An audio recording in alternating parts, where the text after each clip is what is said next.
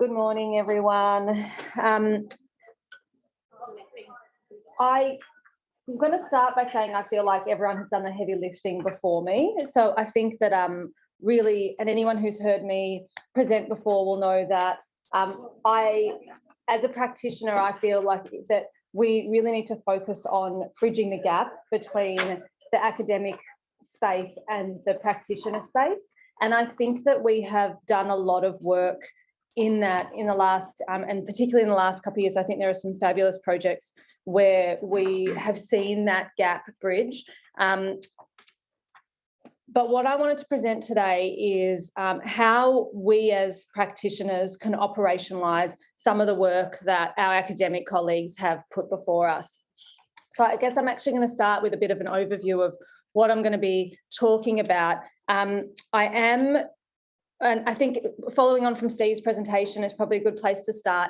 In the custodial space, we had the similar needs for a case management approach, particularly for individuals that were pre-conviction. Following the Harper-Ley recommendations, we had one individual in our custody for 5 years on remand, and in that space, at that time, we didn't have CVE intervention that we could apply.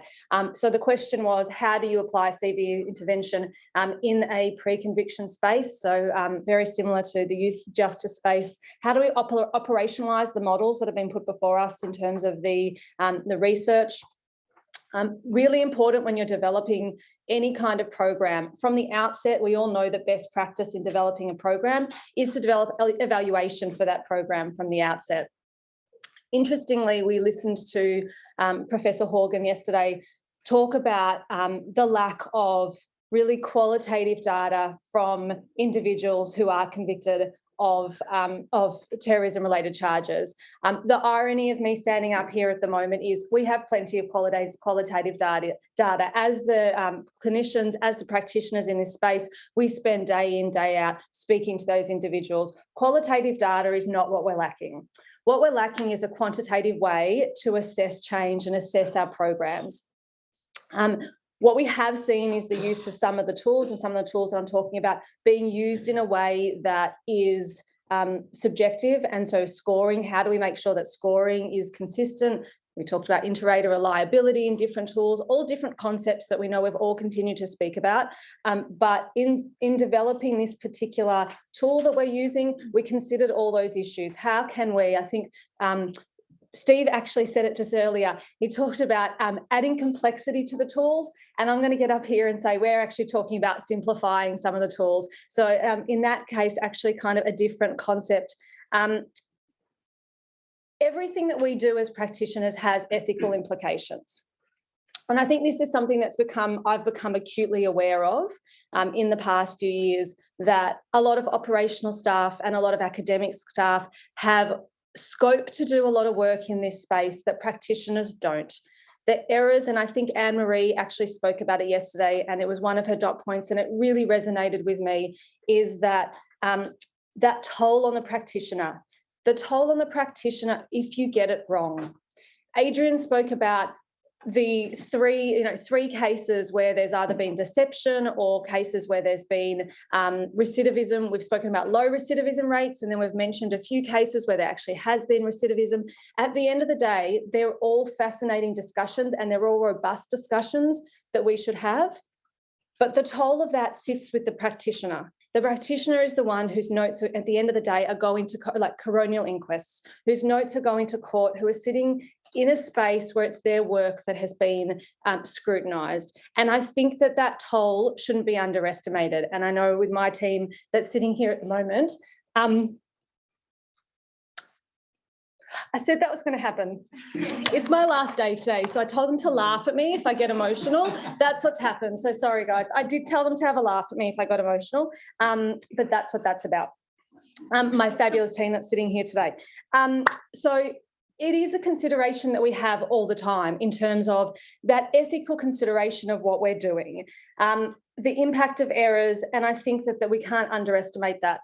We also are looking at, in considering this, we talk about different ways of coding information, different ways of scoring tools, and we have used all of them. We use panel scoring, we use blind scoring, we use all these different methods. But in the end, at the end of the day in, day out, this team is going into custody, seeing clients, and we need to, in some ways, as I said, I'm going to use the word simplify, but I don't think anything is simple. But compared to, Steve's discussion about, adding nuance and complexity, I'm going to talk about a way where we can operationalize things that make it easy for the practitioners, make it consistent, and make it workable. I'm going to set the scene a little bit. So this is information that everybody knows, but I still think it is important to set the scene, because all of the issues that are discussed here are issues that we raised at every conference, raised at every discussion around risk assessments. They're all the contentious issues that are raised, but those contentious issues leave practitioners sitting in a very vulnerable space. So I'm going to raise them again. We know that terrorism and violent extremism is a transnational phenomenon. The sample size of people who actually engage in terrorism acts will never be large enough to allow the statistical power needed to determine the optimal quantitative combination of risk factors, scores, or to generate a final estimate of risk that does not rely in substantial part on clinical judgment. The tools we're using are structured professional judgment tools. The tools do not have predictive validity. We all know this. They are all discussions that we've had and we're familiar with. Where does that leave the practitioner? Any prediction of future engagement in acts of violent extremism does not have the statistical basis common in the other ordinary criminal offending risk assessment tools. So the assessment of violent extremism risk cannot be anchored in statistical probability. Now, I think most people know why I'm starting with that. It's discussions that have been had around all of our assessments. The aim of our risk assessments are to identify motivations, criminogenic needs, responsivities, vulnerabilities, and protective factors, how they interact at any given point in time. What we try and do is we try and provide a narrative to understand each individual's drivers, their motivations, and level of conviction committing an act of terrorism. I know we've started this conference with Professor Horgan's discussion about motivations, and I think that in terms of, I think that it is incredibly important for us as clinicians to understand those motivating factors. I agree in terms of stepping away from beliefs, and we do that as practitioners. We do step away from beliefs, we do step away from ideology, and we allow religious mentors to focus on that. We focus on everything else, but I think the motivation comes within everything else. I think that motivation comes within grievances and comes within someone's need for social connectedness, somebody's mental health. I think all of those other things do build into motivation, but I'm looking forward to having that chat with Professor Horgan tomorrow. I'll leave that. So what are we doing in our risk assessments? They inform our decision-making. They're a systematic approach. They provide guidelines and structures to categorise. They're not about providing risk ratings. It's about a risk formulation, and it's about explaining a narrative. We know that this is what we have in our risk assessment tools, but how does that leave us, again, particularly with a remand cohort from a custodial setting or a pre-conviction cohort, and what can we do? We've used, in terms of integrating our risk assessments, we're embedded in best practice. We have risk needs responsivity models, good lives models. We use the pro-integration model of disengagement. We look at push and pull factors. We're using cognitive behavioural therapy, dialectic behavioural therapy, schema therapy. We're using everything at our disposal. But what does this look like practically? So one of the things that we have addressed in terms of forensic intervention services was trying to integrate Kate Burrell's pro-integration model in a space where we could use it and step away from the idea. We talked about the challenges around the risk assessments, step away from those risk assessments, and how can we assess what we need to do with a cohort of pre-convicted individuals.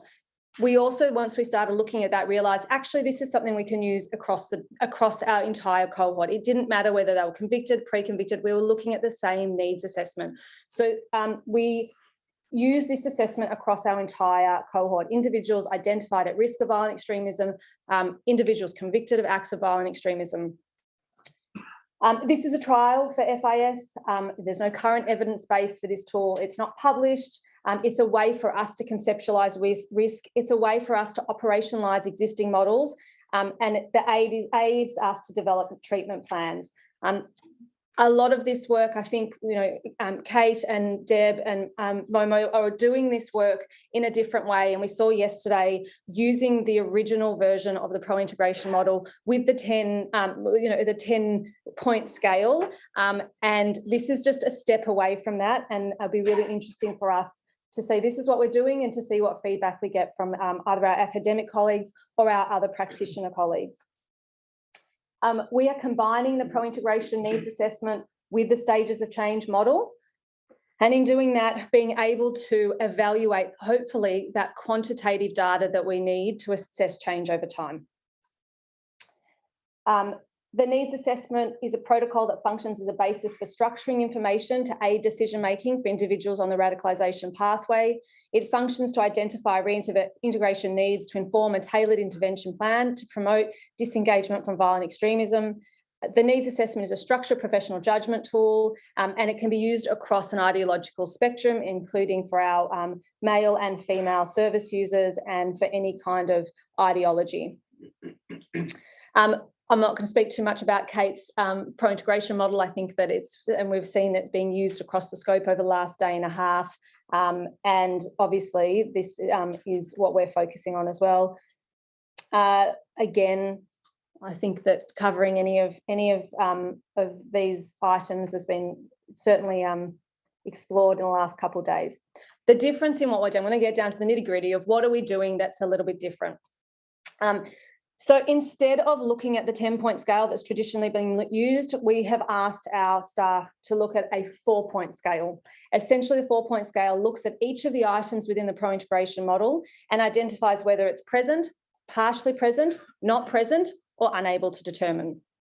Now, I did mention we use panel scoring and we use blind scoring, and we spend a lot of time in our, we have a fortnightly to weekly meeting where clinicians are spending time together trying to make sure that their risk assessments are accurate and that they're consistent across different assessors and different assessments. That's obviously very time consuming, as I said, when we have a number of service users on our list. And I think that this is a way to potentially reduce some of the inter-rater reliability issues that we've seen in using this risk assessment. This tool, obviously the pro-integration tool is used, or specifically in the version of Radar, is used in our SIS program.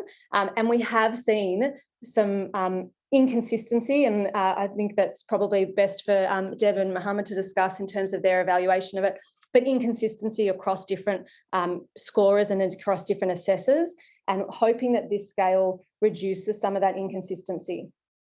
I have a lot of slides for anyone who's interested in terms of what it actually looks like, and I'm going to skip through them very quickly, so don't feel like you're missing anything. It is just about, I'll focus on one of the domains. So for the social relations domain, we're looking at significant personal relationships, family relationships, relationships with others in their immediate environment, engagement with the wider community, a sense of belonging and contributing to Australian society. Now, hopefully everyone is quite familiar with the pro-integration model and can see where as I said, I feel like the heavy lifting has been done before me. What we are doing is looking at, in the past, was this a past area for intervention? Is this a current area for intervention? So obviously we have a consistent score, and we have a score that changes dynamically as we reassess these individuals. And I would love to say that we are doing this on a quarterly basis, because that was the idea. In practice already within the first 12 months, what we've seen is, with the number of service users that we have, that assessing anything on a quarterly basis is a very onerous task, and I can tell you we've already moved that to, at the moment we are now moving out to biannually already. So, a rapidly evolving when we try and actually implement these things into practice. We've done the same, as I said, I'm going to skip through because it's a lot of information, but it's there just really to conceptualise what we've done. We've looked at the coping domain, the identity domain, action orientation, and ideology. Obviously, a little bit different in the way that we've operationalised the pro-integration model. We've then added that extra step of looking at scoring the needs assessment. So the second part is using the stages of change model. It's important to note that behaviour change doesn't occur that behaviour change does occur over time, and that people move through a series of changes when modifying behaviour. Obviously, it's not linear. People can stay in one stage, and what the tasks that are required to move to the next stage depend on that individual and that individual task. I think that the stages of change model, and I had some interesting conversations. Kate's not here today, but we did have a chat recently about this. It's obviously a model that has been used within the forensic field. It's robust. It is acknowledged that we have all of those reasons to use it. We also have limitations in using it, and in deciding whether or not we should or shouldn't, it was something that was at our disposal and easily used, but there are certainly limitations in terms of, again, the subjectivity in assessing where is somebody at in terms of a stage of change, particularly within the constraints of a custodial environment. So a number of limitations, but that I'll raise probably the biggest two, the constraints of the custodial environment. And the second challenge that I think we have is that we are looking at the absence of behaviour in a lot of the cases. So how do you measure something when you're looking at the absence of behaviour? And obviously, again, I guess another conversation that we have quite often is, what is a dynamic process? How long? Are we looking at 6 months? Are we looking at 12 months? It's different for each individual. It depends how long they've been in custody. It depends what behaviour. And so there is a lot of subjectivity that still comes into an assessment that we're trying to make consistent across different service users and different individuals. I'm going to speed it up and just show you a little bit of what we do. So for each of the domains, we have a definition from the maintenance, action, preparation, contemplation and pre-contemplation stages. What we're able to do is assess when an individual comes into custody, what was their initial stage of change?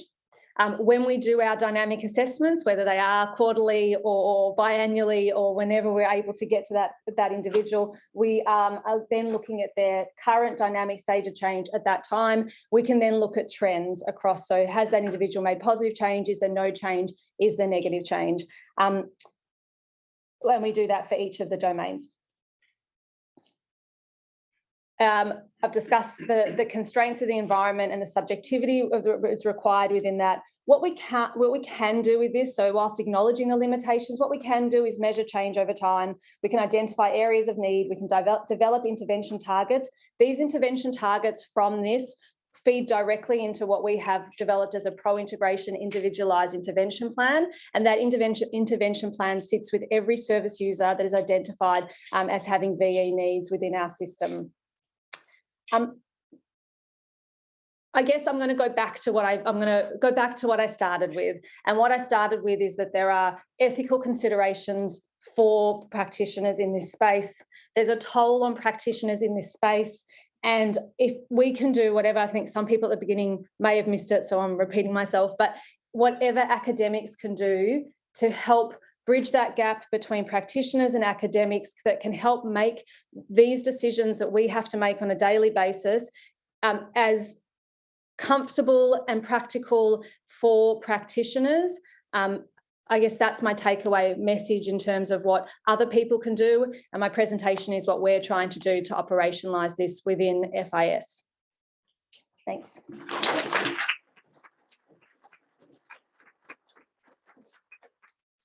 Thank you very much, Kelly. I'd now like to roll straight into the next presentation, which is Dr. Lenita Törning and Edvin Sandström, and they'll be discussing working with those at risk, multidisciplinary interventions in the Swedish assessment model to deal with concerns for violent extremism. Thank you so much. And good morning. I would say it's very early here in Sweden. It's 12:40 a.m. So if we sound a little tired, that is the reason. But we are very happy to be here. We would prefer to be in Australia right now. I think we have -5 degrees and snow here in Sweden. So it's quite, yeah, it's Christmassy, but I just had a snowstorm. So it's, well, I suppose you have nicer weather. But it's very nice to be here. And we, as we come from, both Edvin and I come from the Swedish Center for Preventing Violent Extremism, which is the government body responsible for developing and and improving the preventative work in Sweden on national, regional and local level. We work very closely with municipalities in different ways.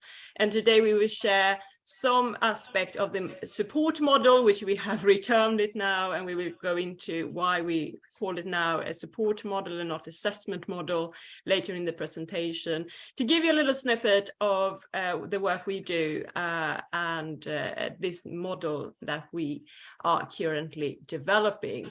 So I will start sharing my screen.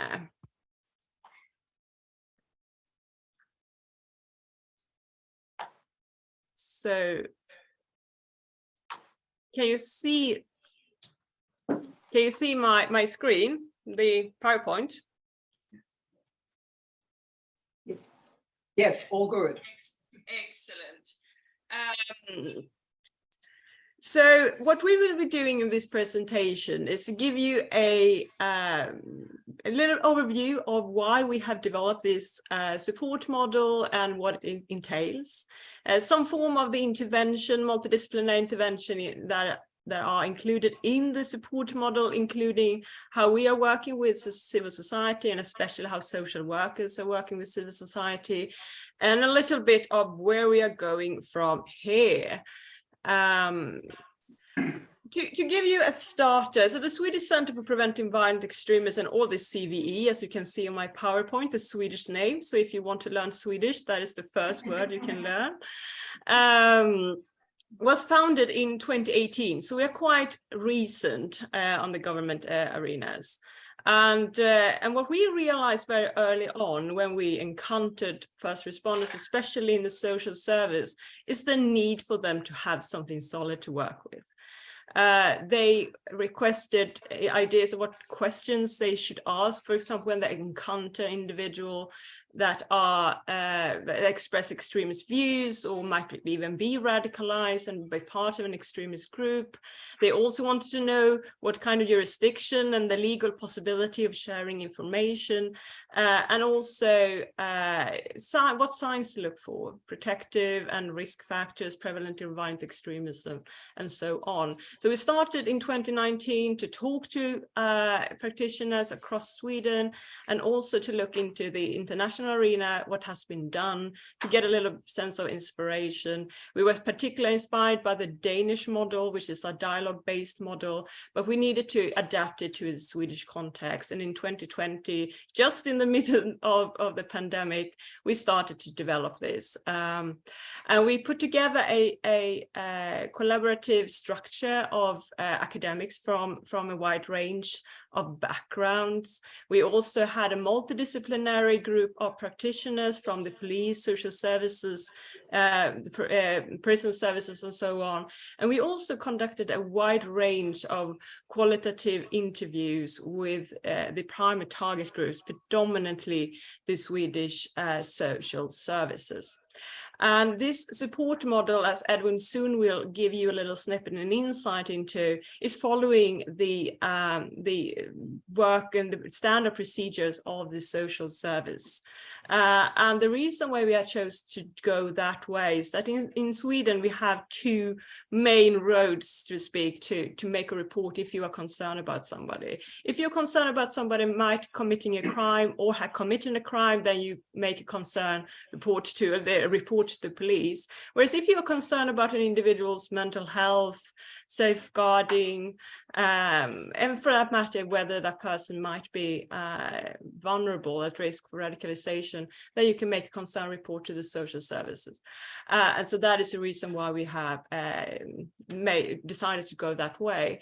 And also, and even though it is directed and aimed to the social services, those making a concern reports to the social services, such as the police, schools, health services, and so on, are also included in this support model. And this support model was piloted now this year in 6 municipalities across Sweden, big, small municipalities, those who have a long experience of violent extremism, those who just had a few cases. We will launch it actually in the few days. in the physical form, and in the month or so we hope to launch it in a digital form as well. So now Edvin will give you a little insight into the different parts of the dialogue-based model. Edvin? Yes.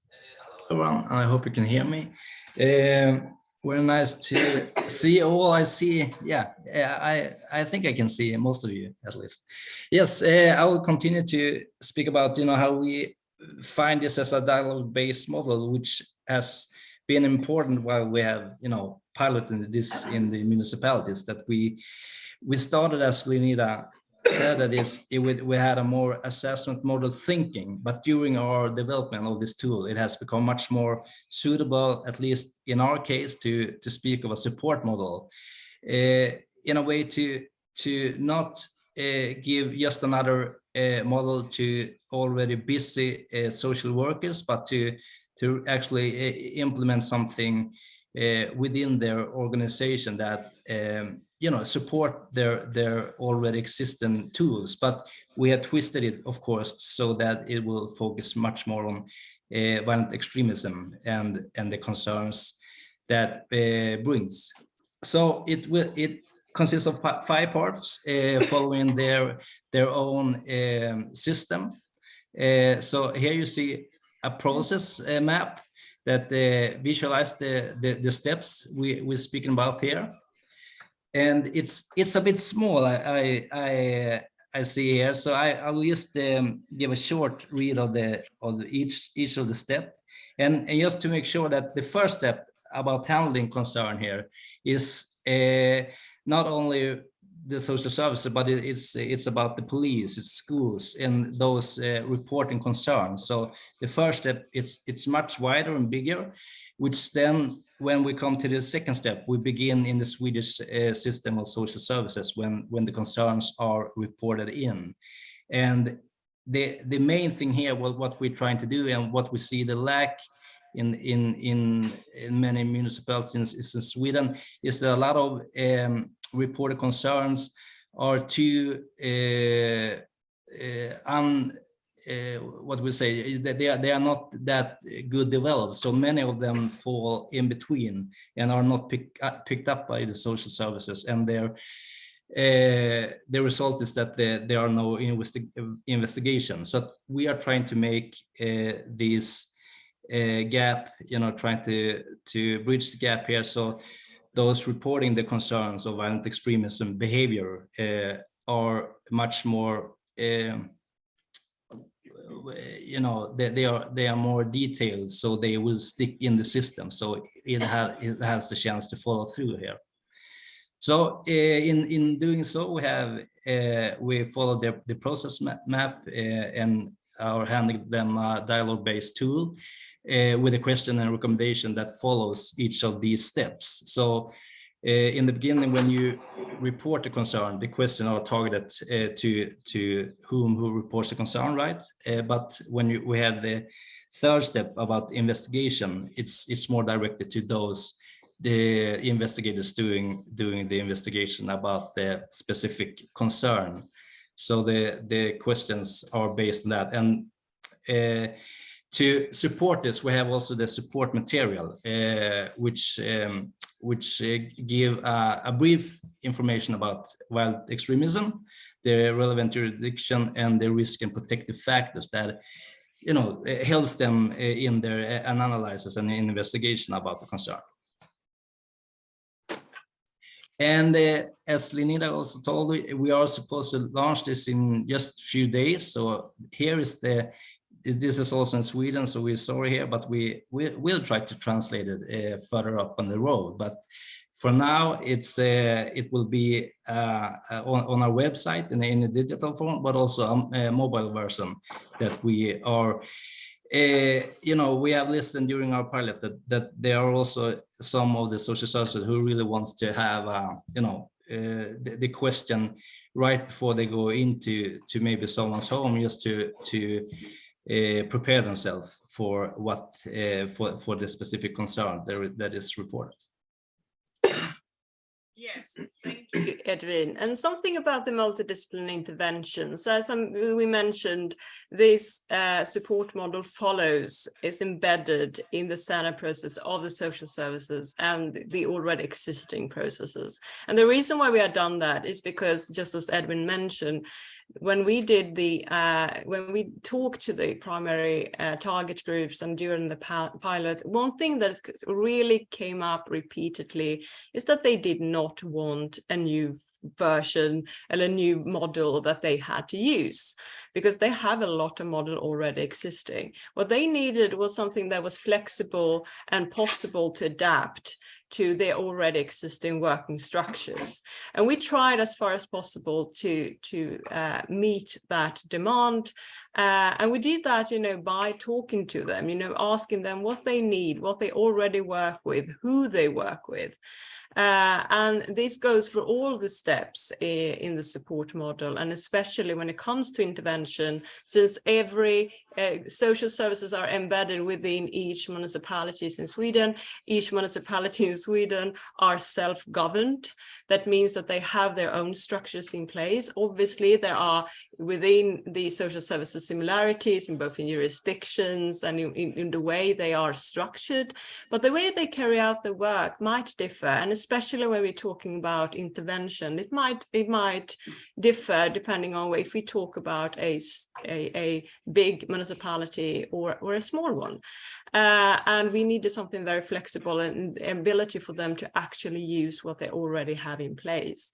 And when it comes to intervention, sometimes the social services within the municipalities are carrying out interventions themselves, and sometimes they are doing that in partnership with other actors. One thing that kept coming up that most municipalities and social services use when it comes to intervention, what that they are doing themselves, are motivational interviewing. So different forms of working with individual, often up to 10 meetings with each individual to identify protective factors to make the individual motivated to change their behavior. And exactly how that might look like varies depending on the investigation that preceded these interventions. And often sometimes also occurs in relation to other support models. So in our support model, we have references to support models that the social services already use when they are working with individuals. In this case, for example, the GROW model that always going back and forth between the conversation we have now and the conversations we have had previously, to follow up how the individual is doing, what kind of decisions that have been made, what that person had done in their lives, to get that kind of shift of development, more or less. But there are also other forms of support models that are possible for social workers to use when they are working individually with that person. But sometimes they also use other actors, both private actors and also sometimes with civil society. And this is particularly obvious when we talk about individuals who are already part of extremist groups and want to leave that extremist groups. And Edvin will tell you a bit about the role of civil society organizations now. Yes. Yeah, what we have seen the focus when we, of course, developed this was that the main, as Lenita told, it was the local police and the social services, right? But we also seen when we developed this that the civil society, which is a very important partner of ours in various forms, but we also seen the opportunity, and they shown us that they are interested in this support model and about how flexible it is. Even though they have great programs of themselves, they have found our dialogue-based tools to be quite useful also to be integrated in their work. So we are trying to now to develop a maintenance here that so we can even go further in our own ongoing collaboration with them. So as you see, we have several civil society organizations in Sweden, and in Stockholm only, where we are located, the center, We have some exit programs that has been around for almost 20 years, and we have learned so much from them, but we also see how they want to use our model now to use both in artistic ways, that they have a program now that they've been doing for 15 years, I think, in theatrical shows about various forms of extremism. And we are now actually, trying to write the manuscript together with them, and in so also letting them, or they asked us if they can promote our models. It's a way of helping one another to spread the knowledge here. So that's been quite interesting. And so we're trying to see how we can both, because you probably know there's so many models out there, so you have to be quite smart to think about the how to integrate that in other systems, the systems of system, as we speak about in Sweden sometimes. So here we have a great opportunity, but there's also, of course, challenges that we also see, that they are, as a national agency, we are also funding some of these programs. So we have to be quite careful, how to maintain this. But as from our knowledge now, there is so much interest, both from the social services, but also from these civil society organizations, that we just have to be smart and try to have a great dialogue with them to make this work, because then I think it can benefit both ways, right? Yes, exactly. And where are we going from here? So our model is, as I said, just launching. So we are just in the beginning. And these are rare cases. We should always be grateful that they are rare cases. But there are some people within the social services who have been using both the intervention part and especially in the investigation part in their work with individuals with success. We should be careful to draw too quick conclusions whether this is actually working or not. This is something that we'll have to show for the years to come. And we are owning this support model, so we are following it very closely. We are following it both to see that it works for the social services and other actors that are using it, but also what we can add to it. And that dialogue between different actors is really, really fruitful. This is something we have discovered during the time we have developed this support model, is that dialogue is good. It's helping professionals, it's helping us who are responsible to improve the preventative work of violent extremism in Sweden. And that is something we take seriously and something we will continue going forward. We will also, as Edvin was touched upon, looking into the working with civil society. So some municipalities are working in collaboration with exit programs, for example. Some of them are not. Obviously, we have to see how well that is going, and each municipalities are responsible for their own decisions.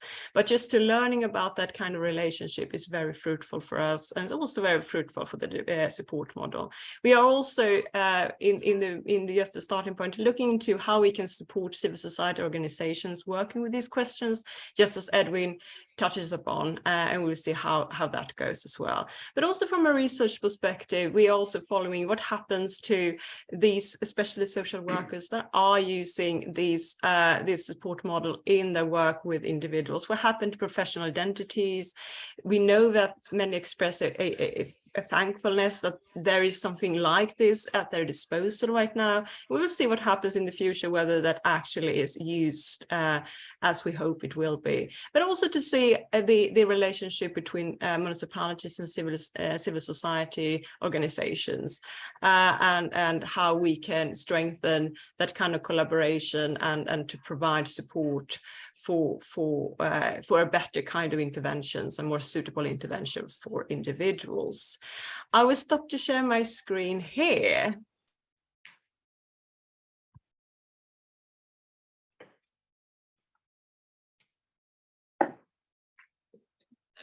to the share. Yes. Excellent. Thank you very much. I'd now like to move on to our third speaker, Dr. Mariam Farida, and Mariam will discuss religious assessment and intervention, the use of religious supports within the proactive integrated support model in Corrective Services New South Wales. Thank you. Hello, everyone. So I'll be talking to you today about the religious assessment and the intervention sessions that we used in the PRISM case. So just to give you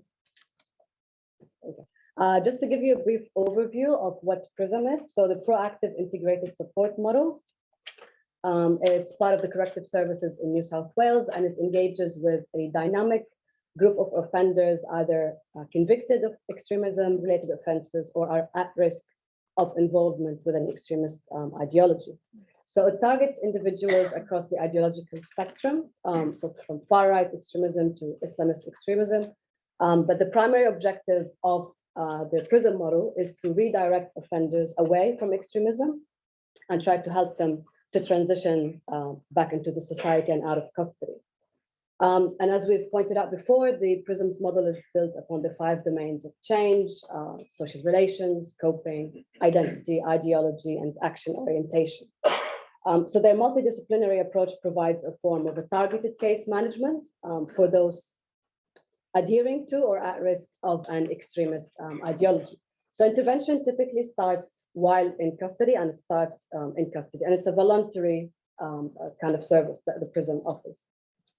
So the theological assessment is initially one of the first points of assessment that offenders who are newly engaged with PRISM get appointed with.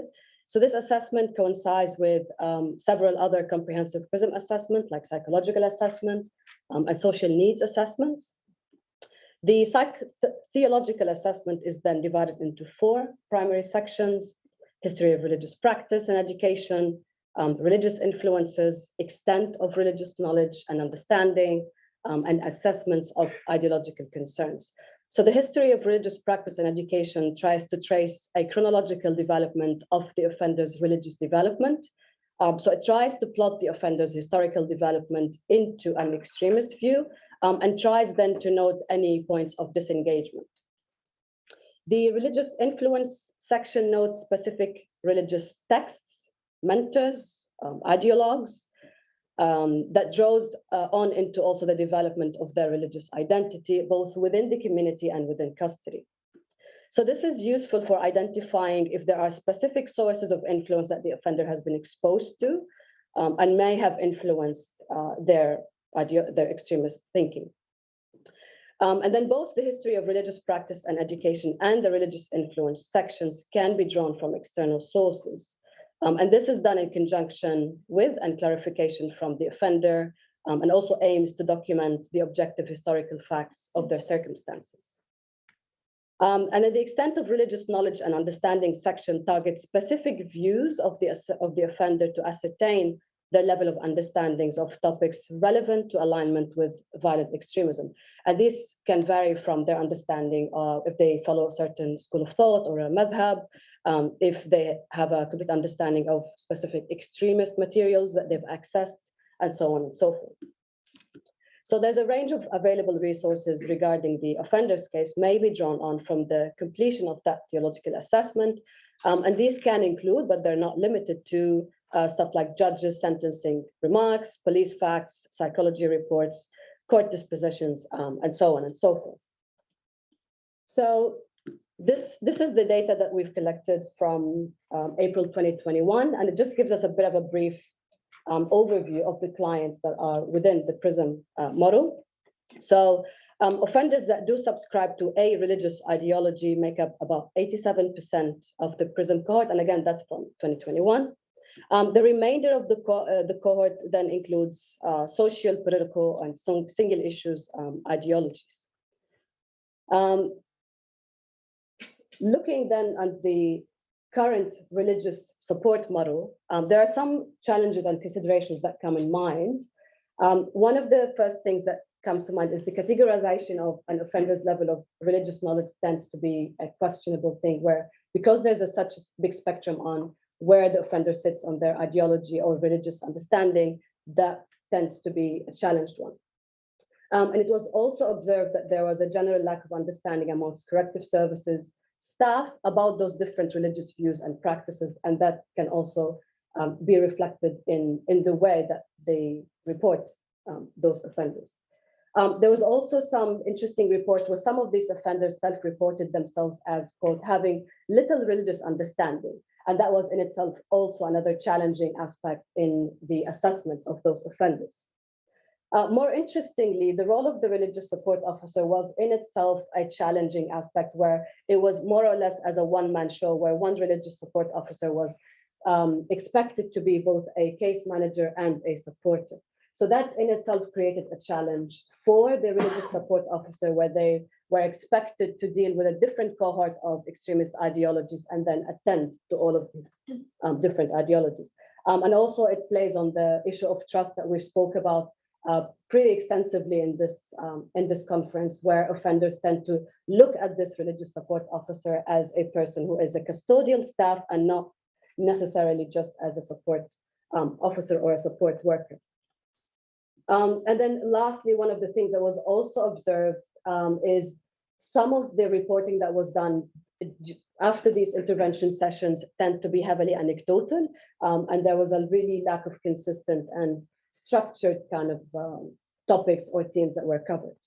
So the project that I was tasked with is to look at these considerations and look at these challenges and look at the big picture and then try to see how can we improve the religious intervention on the religious support within PRISM context. So because PRISM kind of is within this linked map, where there is a really good emphasis and highly emphasis on developing the offender's ability to reintegrate back into the society, work on their critical thinking ability, and also work on their social networks and identity development and so on and so forth. The project then proposed that we step a little bit away from the religious support model as it stands and then think more broadly about the religious mentoring, where we try to provide a mentoring service instead of support service. And by mentoring, this becomes less of a confrontational session between an individual and an offender trying to think who will have the correct view or the most persuasive view of a religious principle. It will be much more about developing an understanding of these different complex and acknowledging the complexities of this concept that they are in hand, and also working towards enriching their ability to problem solve, to think more about the decisions that they have made in their lives.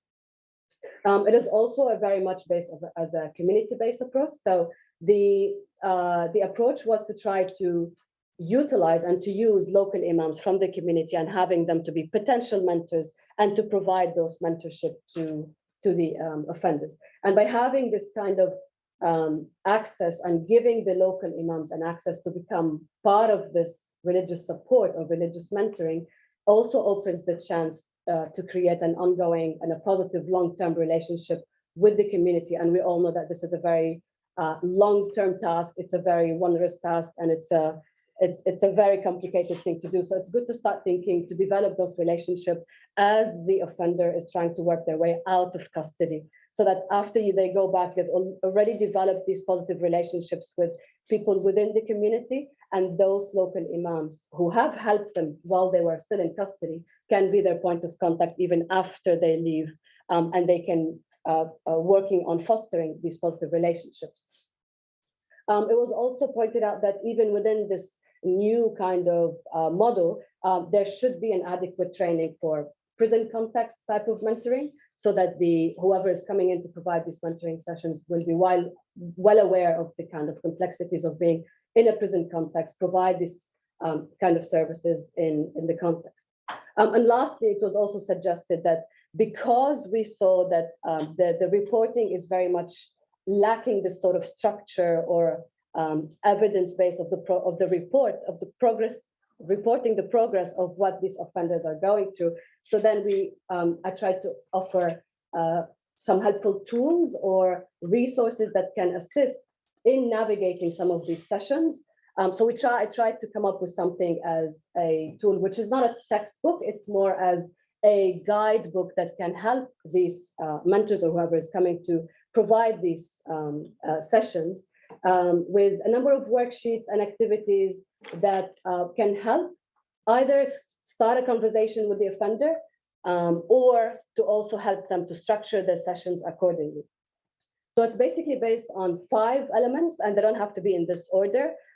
It's really trying to establish where is the offender's level of understanding is, and then try to start working their way either from up and then go their way down, or then come back to these elements later on. So the first one is personal reflections, basically trying to establish, establish a rapport, trying to establish with the person why they're here, why they think they're here, if they are prepared to work together, what are the expectations from these kind of sessions, and so on and so forth.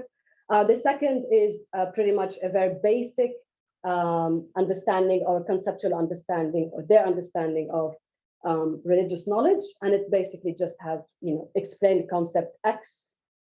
Let's talk about, fatwa X, and so on and so forth. And it basically goes with the higher understanding of the offender, then the more complicated these questions are. For example, some of these worksheets can be about case study analysis. It can be about taking things out of context. It's about, trusting sources, managing sources, and so on and so forth. So this is kind of one of the tools that can help in structuring the sessions. It can also assist in providing evidence to whether or not the offender is making a progress, then in what sense, in what element, and why, and if there's a need to come back to some of these elements based on those structures. So this is basically a set of recommendations, which is not really restricted to PRISM per se, but for reintegration programs in general. And it's not necessarily a prescriptive list, it's just something to think about. And most of these things, we've already talked about them yesterday, and we've discussed them before, but it just gives us something to think about in terms of reintegration programs for offenders. So increased religious understanding for staff, I can't emphasize this more. If the staff is expected to work with a cohort with a specific religious, cultural, or ideological background, that they need to attend to some understanding of that culture or that religion is necessary. And also an update of the context of what's happening around the world that might be shaping those views is also of essence for the staff who are working within that space. Engagement with the local community groups, everyone has been talking about that, so I'm not gonna talk about it more. The importance of this has been highlighted continuously. One thing that was also out of concern was maybe the possibility of teaching these offenders Arabic language, especially in the context of if while in custody, some of these offenders have converted to Islam, their understanding and their knowledge of Islam is pretty much based about the knowledge they get from that custody space and that from the people who basically convert them. So it's very much limited. So teaching them the language of the religion that they will prescribe or adhere to can be an act of agency to give to these offenders, to help them to understand or give them responsibility to the choices they're making based on a really full understanding of the language they are using. The use of worksheets and activities can be really a helpful tool, again, as I said, to either structure these intervention sessions or even use them in progress reports to help identify if there is a way to track if the person or the individual is making a progress or not. Updating these resources is also important. Again, being in contact with if there are some updates in the regional context, the global context that can influence what's happening in terms of the grievances, I know we've talked about it before, is also important to keep it within these worksheets as well.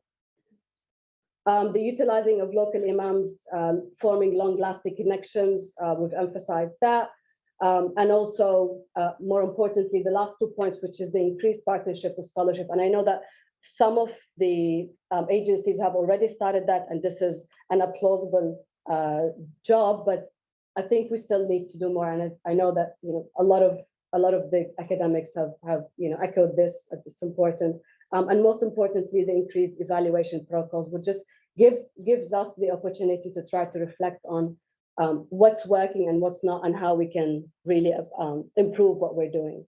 And just before we finish, I just want to thank PRISM family for opening their doors and hearts for me to create this project, and I want to commend them for their excellent and brave job that they do with these offenders. So thank you.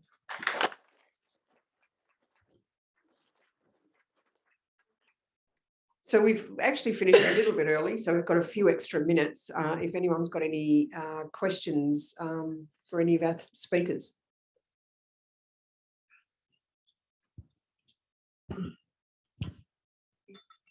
My question to Mariam. I'll wait you settle down. We noticed that from yesterday presentation that from Victoria prison-based program, CSIP, and from prison that we are moving more toward using religious leader in our intervention process. So my question is how prison can assess the religious leader themselves if they are fit to mentor and to talk, depending on this high intellectual conversation with offenders. Thank you. You mean selecting the proper mentors as vetting them, or just selecting who can be fit for this job? Who can be fit for the job? I mean, from the religious leaders. Well, this is then made in collaboration with the Islamic Council here. So Islamic Council provide the sources. They can provide their potential names. So the Australian National Islamic Council is the one organization that we spoke to, that they can provide some names as potential mentors. And then they have to go through the interview process, which is done with the DCJ and the PRISM staff. And then they can assess based on their qualifications, based on their background, their community engagement, if they've been involved in sort of activities that they can help and make them as a valuable asset to help them in this program.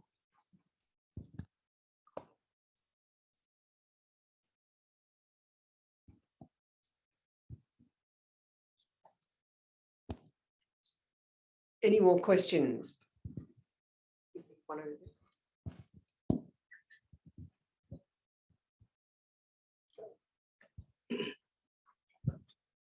Thank you all for really fabulous presentations. My question for any of you really is, in any of this work, do you see a role for former extremists?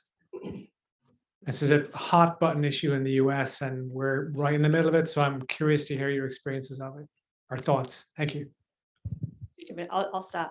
It's more than a conversation for longer than we have now. But I think that and a little bit different to some of the previous question in terms of, I think the role for us in terms of our correctional setting, it's really about psychosocial needs and focusing on everything else. And I agree with what you were saying yesterday, that those beliefs come last. But in saying that, I think that if we focus on the psychosocial needs and everything else, that I don't think we neglect that area of beliefs. And I think that in Victoria, we use the CIS program for those individuals who it's appropriate for. And what we would love to see happening more is the use of formers within our right-wing space. I think that one of the issues is the appetite for it, not necessarily within this room, but the appetite for it within the community. And I think I want to take that one step further as well. I would love to see some of our religiously motivated extremists, so some of our extremists that come from the Islamic space, be those who have genuinely disengaged. And Deb spoke really beautifully yesterday about some of those conversations she's had with people and the narrative and what you hear from them. I would love for some of those stories to be more broadly shared. And I think that there is no appetite within the Australian community for our former religiously motivated extremists to have that space or that platform. And I think that's really something that is lacking. I think we don't necessarily have the formers from the ideological or the right-wing space. We've got them more internationally, and we have an appetite to bring them in and listen to them speak. But that's not equal across the different spectrums, and I think that's really something that we need to work on.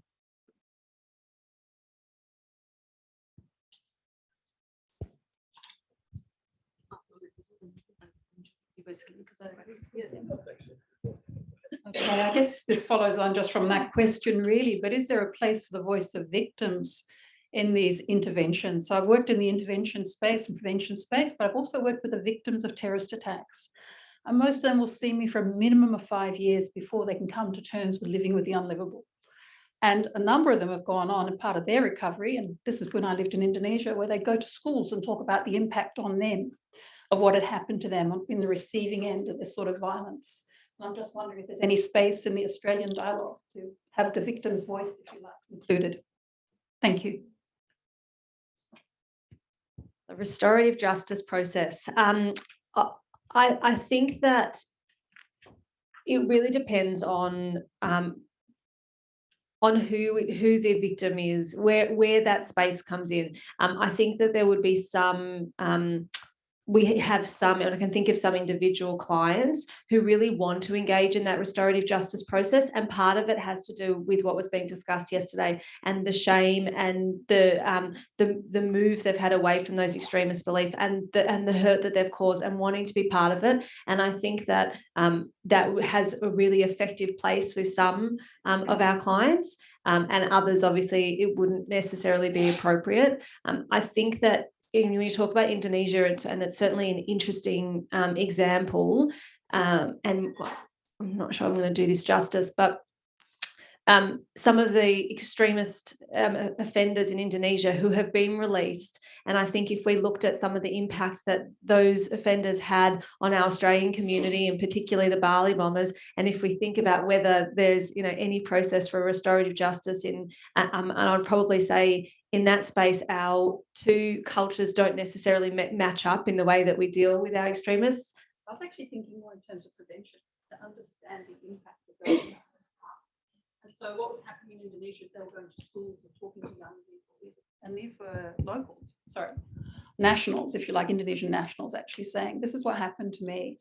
I'd like to share it with you so you don't make those mistakes, because this is what it does to individuals, our families, our communities. I guess in the sense of the same conversation in terms of using former, a question previously that Professor Horgan had in terms of using former, I think anything we can do to strengthen our prevention strategies, whether it is the use of victims of, or it's the use of formers, I think that we should be trying all of these approaches.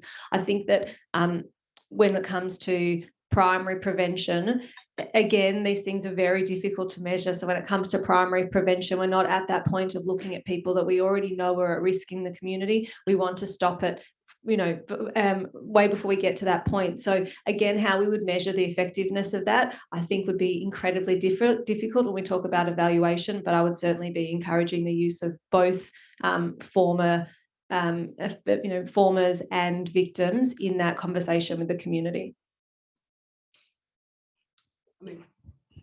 I mean, in the context of PRISM, it's pretty much based on the offenders themselves and their families. So that's within the context of them. So there's not much I can talk about the victim-related kind of support. So yeah.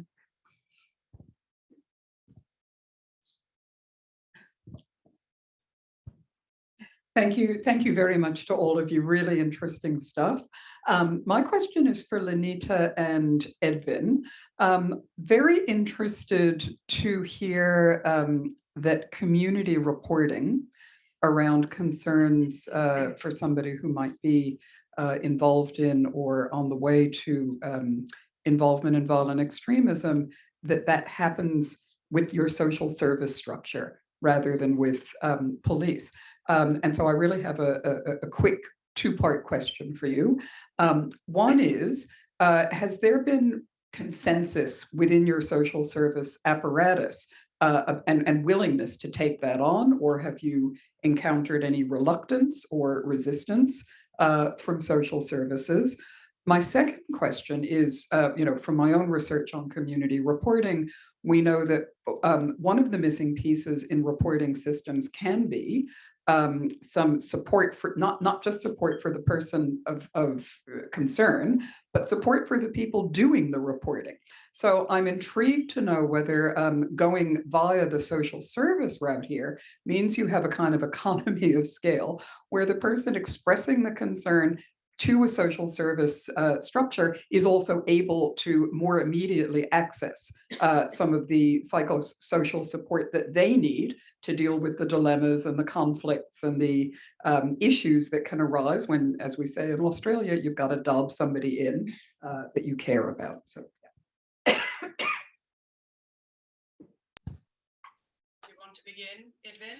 Yes, absolutely. And thank you. Very interesting question. And I just also want to short mention that the previous discussion also that what we really realized about former is also a hot topic in Sweden, that it's, you know, our experience is that it's been former heavy in some civil organization. So that is also interesting, but I will go to skip and go to your question here. And I mean, it is our system that it's about reporting concern, that it's specific to the social services. So what I understood from the first question is that they are, I think, glad to have a more systematic way to be able to do more deep investigation about violent extremism. They have a lot of good models and assessment models in other types of areas, organized crime and whatever, and drug abuse and that stuff. But what's been lacking in Sweden has been a more directed focus when it comes to the blurriness of violent extremism and that kind of weak problems. I can just add to that there have been, I mean, a tension, perhaps not tension, but uncertainty of how to handle that. And there have been discussion within the social services whether that this is a topic or this is a question they should deal with. I mean, we have had the kind of social security kind of discussions, whether that is a police issue for many years, until we started to work with this support model, you know, to really embed this question within the ethos of the social services, which is safeguarding. And when it is a security issue, it goes to the police, and when it is a safeguarding issue, it goes to the social services, and to really use that kind of language to show that, just as with schools, for example, there are sometimes you encounter individuals who express extremist views, and you need to be able to talk to them, and we will see in the future whether that will actually work, where we have seen a tendency and more of a feeling of feeling more safe and more secure in handling these cases, because it is embedded in and using the kind of language that they are encountering in their everyday. And as for the second part of the question in relation to support, I mean, most of these people are who would make concern reports are professionals. And the good thing about the support model is that it's supposed to also help with multi-agency collaboration. So they have a structure that they follow, they have a shared kind of language. And in that sense, obviously, they feel that these questions are picked up and that it's taken seriously. Whether that will work or not in the long run, we will have to wait and see, but we see a positive tendency in terms of multi-agency collaboration, and that is the best kind of preventative work, at least within the Swedish space. So that is my question, my answer to that. Do you have anything to add, Edvin? No. Thank you. Thank you. Excellent. Well, we've now come to the end of this session. So I think if we could just finally thank Kelly, Lenita, Edvin, and Mariam.